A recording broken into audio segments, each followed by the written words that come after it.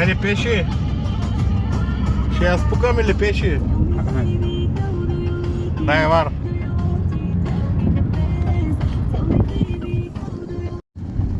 Айде, дай, Вар!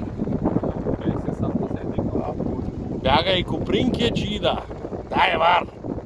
Майсторите от Гавровски рибари пристигат вече. Нямат и ето тук гледай въдици. Гледай какво става, гледай. Пълно и са аматьори. Дай, Вар! Дай!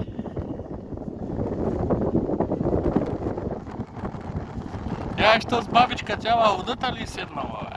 Ще намокри пусната. Готино, шората са тука. Народа е тук.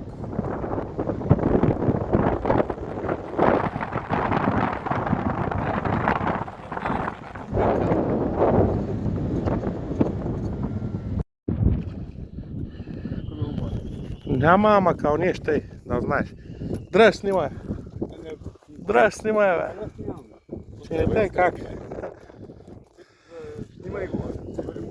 Дръж, пусни ми кепа само до мене, аз ще се справя. Айде, ема.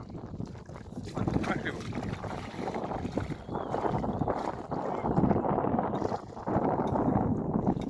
Патика.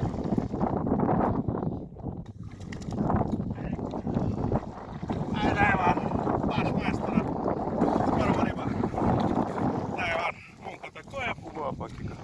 Чува, като тази дете гледах по телевизията.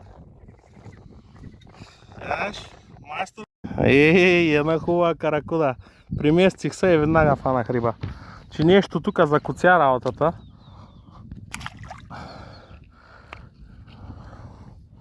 Живарника пълен. Дай, Вар.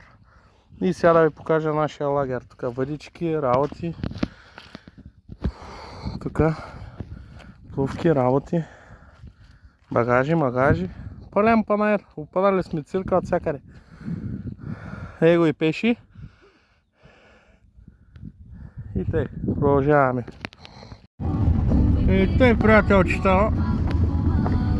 Фанахме 2-3 кила риба, платики предимно, една каракуда и трофейната платика и червеноперки, оклейки и дай, Вар.